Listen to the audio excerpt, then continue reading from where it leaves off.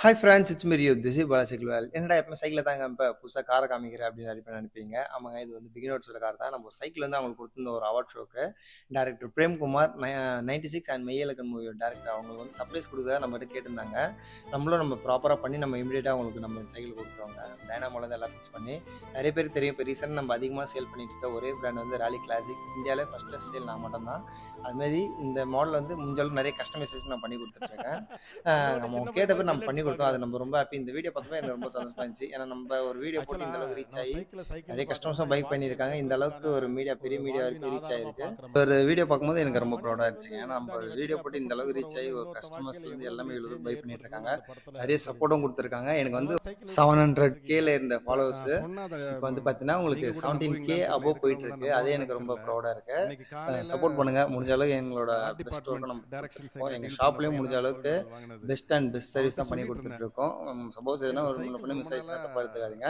அதே நம்ம கிளாரிஃபிகேஷன் பண்ணி ப்ராப்பரா பண்ணி கொடுத்துடலாம். இதோட நெக்ஸ்ட் ஒரு நல்ல வீடியோ பிடிச்சிருந்தா லைக் பண்ணுங்க, கமெண்ட் பண்ணுங்க, ஷேர் பண்ணுங்க.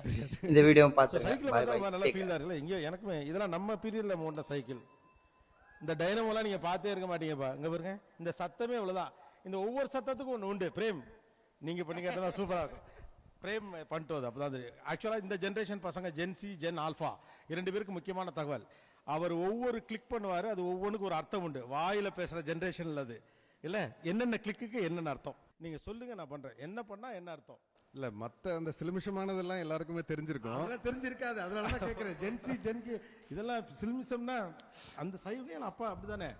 இப்போ என்னென்னதுக்கு என்னென்ன நான் ஒன்று பண்றேன். என்னென்னு சொல்லிடுறீங்களா? இது ஒதுங்கணும், இது ஒதுங்கணும். நான் வந்துட்டேன். ஓகே ஓகே, இது நான் சொல்ல முடியாது. பின்னால் ஆள் வருது. ஓகே, இது சிக்னல் சிக்னல் வந்துட்டு இருக்கேன் அல்லது வந்துட்டேன் அப்படின்னு. ஓகே, 4-5 பேர் சேர்ந்து இப்படி பண்ணா என்னன்னு மட்டும் சொல்லணும். ஓகே, 4-5 சைக்கிள்ல இருந்து எனக்கு தெரிஞ்சு அது செலிப்ரேஷன் நினைக்கிறேன். நான் செலிப்ரேஷன்ல கூட்டமா வராங்க. தெரிச்சிரு ஆக்சுவலா இது இல்லாம இன்னொன்னு ஒண்ணு இருக்கு. அத நீங்க பண்ணுங்க. அது என்னது? இது வார்னிங். வார்னிங். வார்னிங்கா? அதாவது சத்தம் அடிச்சு அவங்களுக்கு மட்டும் கேட்கணும். அந்த அதிர்வு கேட்க கூடாதான்.